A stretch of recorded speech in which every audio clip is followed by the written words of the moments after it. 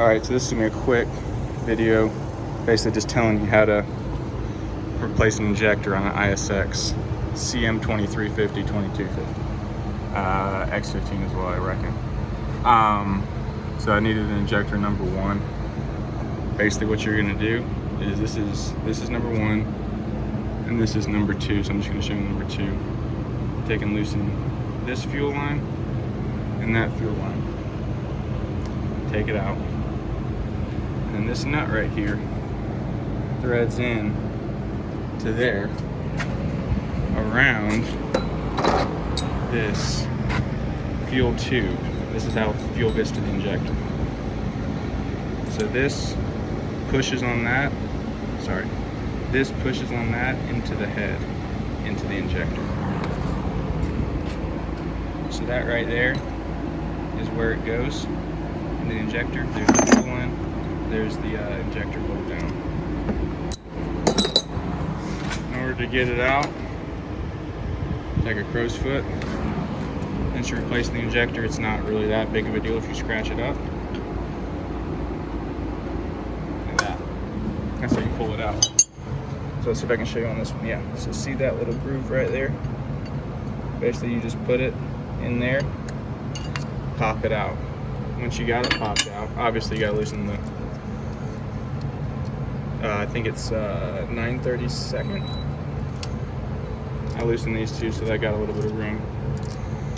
After you take out the injector, you're gonna wanna take, I use a brake bleeder with a skinny little tube. Take it down in the hole. After you've cleaned this out real good, I like to take a rag with a flat blade screwdriver down in there and twist it after I've taken like a wire brush or something along the lines of that to clean the bore. But there's fuel and a little bit of oil down inside the bore. So you're going to want to suck all that out with the brake bleeder. And then to put it back together, you're going to put the injector in, push it down, take the fuel tube, stick it in, and new fuel tube, new fuel injector. Never reuse fuel tubes. I have before, but never reuse fuel tubes. So after you stick the fuel tube in, you're going to thread this back into there, and you're going to follow the Cummins OEM through quick serve torque spec. Now I've heard that final torque on these is 66. That's not what Cummins recommends. I'm just telling you I've heard that. I mean, you know, do as you choose, but I've just heard 66 a good solid number because these tend to loosen up over time. Anyways, yeah, after that, you're gonna wanna put the fuel trim code if you've got Cummins Insight. I use Cummins Insight because I like using OEM software. You're gonna wanna put the injector trim code, depending on what injector you have. You're going to want to reset this injector and then put the new fit trim code in it. And then depending on the engine, depending on the truck, almost all of them, you just turn the key on and all of them turn the key on and it actuates the lift pump. Prime it 5 times, 6 times. I mean, you're not going to hurt anything, just over prime this thing.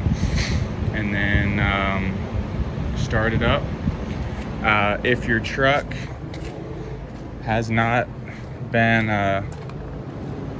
if it still has all of this stuff hooked up and it's still working, and everything in the exhaust system is still there, you're going to want to take this off the back of the turbo, or somehow get it to where you start it up, it just doesn't fill your filters. I'm not going to have that problem with this one. I don't need to do that in this case, if you know what I mean. But yeah, it's kind of a pain in the butt no matter how you look at it, but this is probably going to be your easiest way, is to take this right off the back of the turbo, start it up, let it run for a couple minutes with that off. That way you don't just fill your DPF with all that soot and then have it further issues. But anyways, yeah, I reckon that's about it. It's a pretty straightforward job. Like I said, just follow the manufacturer's specs as far as torquing it. And if you want to know how to run the overhead, I got another video on that. Thank you for watching. Please like and subscribe.